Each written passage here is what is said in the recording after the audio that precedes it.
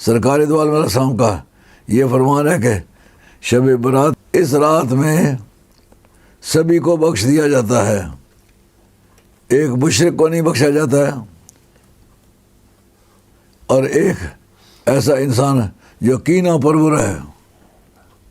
یعنی بغض اور حسد کو اپنا مذہب بنا کے رکھتا ہے، ہر بارے میں ہی منفی طریقے سے سوچتا ہے، اپنے خیش و اقارب کے بارے میں رقابت کے انداز میں سوچتا ہے، ہمدردی کے انداز میں نہیں سوچتا۔ فرمایا اس رات وہ بھی نہیں بخشا جاتا، اس رات مشرکوں کی بخشش نہیں ہوتی، اور اس شخص کی جو کینہ پرور ہے اس کے باقیوں کے بخشش ہو جاتی ہے۔ لیکن یہ یاد رکھنا چاہیے باقی جتنے شرائط ہیں وہ پورے ہوں، یعنی یہ رات جاگے مگر محبت رسول اس کے سینے میں ہو، محبت اہل بیت اس کے سینے میں ہو، کسی صحابی کا بغض اس کے سینے میں نہ ہو، یہ اس کے ایمان کے ضروریات میں سے ہیں۔ سرکار نے یہ بات فرمائی ہے کہ کوئی عبادت بھی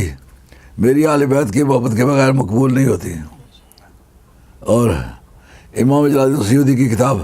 میرے پاس الدر المنصور اسی صورت کی تفسیر میں بیان کیا ہے کہ کوئی بھی عبادت ہو وہ محبت اہل بیت کے بغیر منظور نہیں ہوتی، مگر اہل بیت سرکار کا جزو ہیں، وَجَعَلُوا لَهُ مِنْ عِبَادِهِ جُزْءًا۔ قرآن نے بیان کیا ہے قبیلہ بنی خزاعہ نے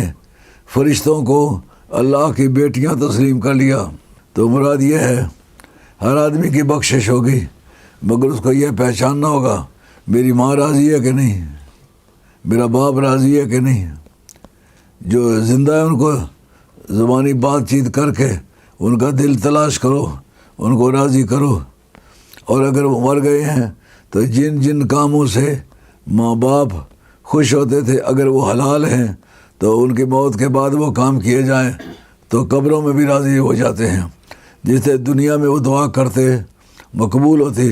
جس سے ان کے مرنے کے بعد ان کو خوش کرنے کے لیے وہ کام کرو جن سے وہ راضی تھے۔ اللہ حاضر قیاس تمام ضروریات دین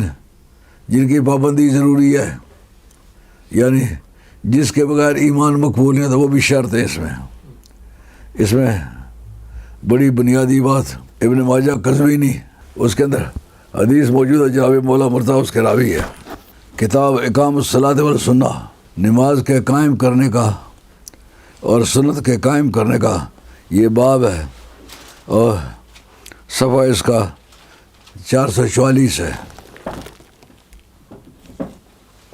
اور جلد نمبر 1 ہے۔ اس کے اندر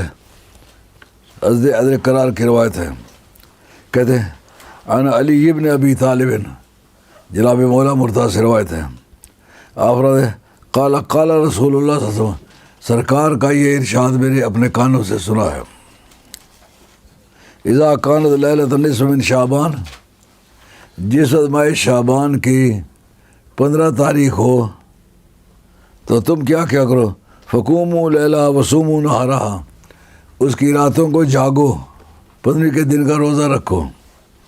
سرکار نے یہ بھی فرمایا ہے رمضان اللہ کا مہینہ ہے،